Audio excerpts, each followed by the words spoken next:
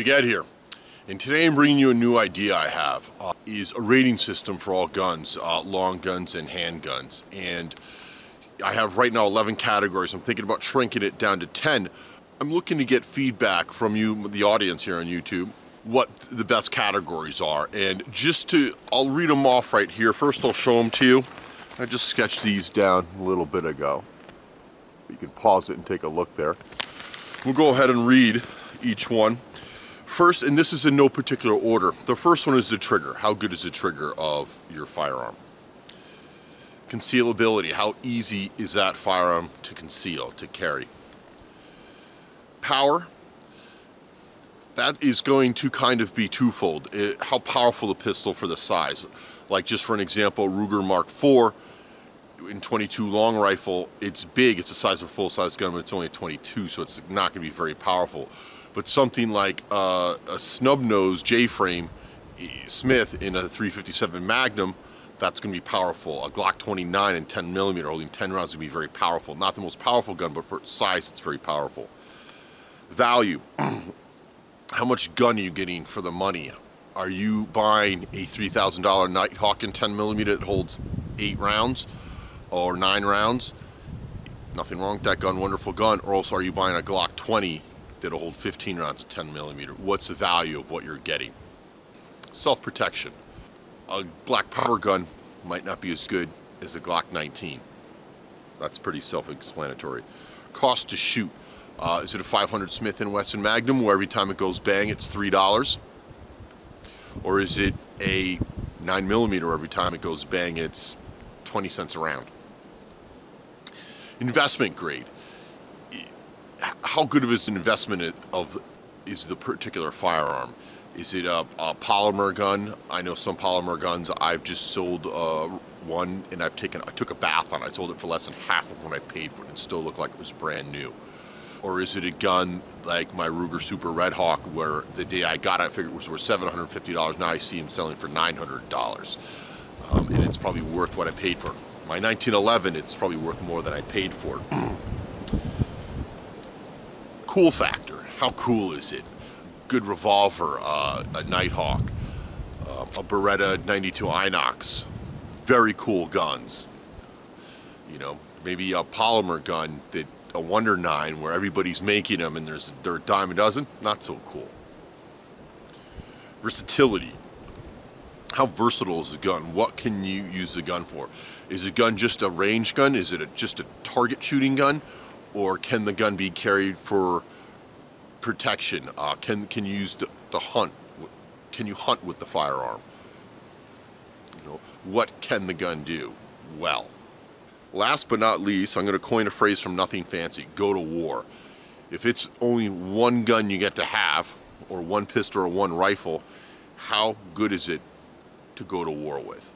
If I were to hand you this and be like, this is the last gun you'll take in the world, you know, lack of government world without rule of law, all that, are you happy with that gun? Are there better choices? Last one, and I think I'm going to leave this one out, this is number 11, is capacity. Capacity is pretty straightforward. Everybody knows what the capacity of guns is, and we're going to kind of include that and go to war.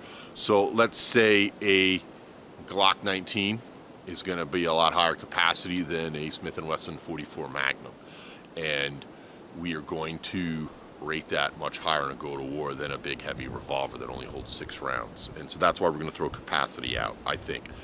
But folks, if you have any ideas, or if you think I should change these categories, if you have ones that you think I should drop that are included in others, or that you think I should add or subtract, let me know. Post them in the comments below and I'll get back to it as quickly as I can. The other thing I'm going to do is I'm going to rate these all from a 1 to 10. So let's say a 1911 will, for an example, I think a 1911 trigger can't be beat. It has the best trigger. So we're going to give that a 10. You know, we might give a double action only revolver, we're going to score that a little less. It's going to be more difficult to shoot and has a harder trigger. Not that it can't be mastered, but it is going to be more difficult, and it's not ever going to be as nice as a 1911 trigger. Also, the striker fired guns. There's no striker fired gun that's perfect. Probably the Walther PPQs, from what I heard, are the best, but it's no striker fired. I don't see we'll be able to get a 10, but you know, a Glock has a nice trigger. A Walther PPQ is a very nice trigger for a striker gun, so those will be up there.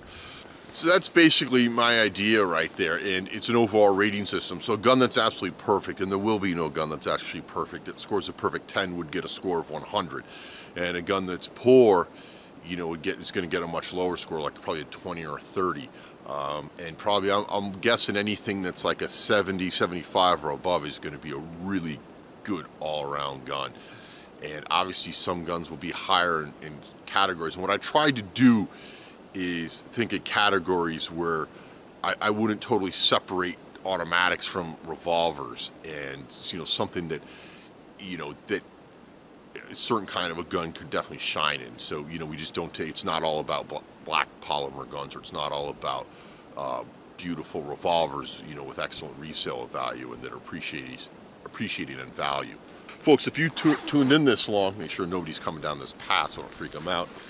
This is my newest collection to my firearm, and that is a Smith & Wesson Model 629. And yes, I've shot this once, and it is quite lovely, and I've bought this used, and I am quite happy with this. And I've loaded up some, forgot I had a lot of 44s, Magnums already loaded up, and I've just loaded up some 44 specials, and we're going to go ahead and shoot this. But this is a wonderful revolver, and this is the 629-3. So this one has the hammer spur on it, and it also doesn't have that pesky lock. And the interesting thing about this revolver when I bought it is that, you know, I checked it for push off, checked the slop in it, and to see, you know, how worn it was. And I never actually checked the trigger when I bought this, because I got this for an unbelievable price.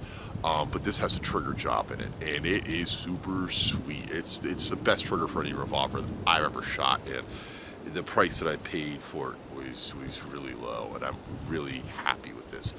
But this review will be coming up, and we will also be in a versus video of this versus the Ruger Super Red Hawk. But folks, thanks for watching, and if you like this video, feel free to give me a thumbs up and post all your comments down below and what you think about my new list and my rating system. And you know, and I'll definitely try to master it, and then we'll start rating these guns, you know, from 1 to 100. But thanks for watching.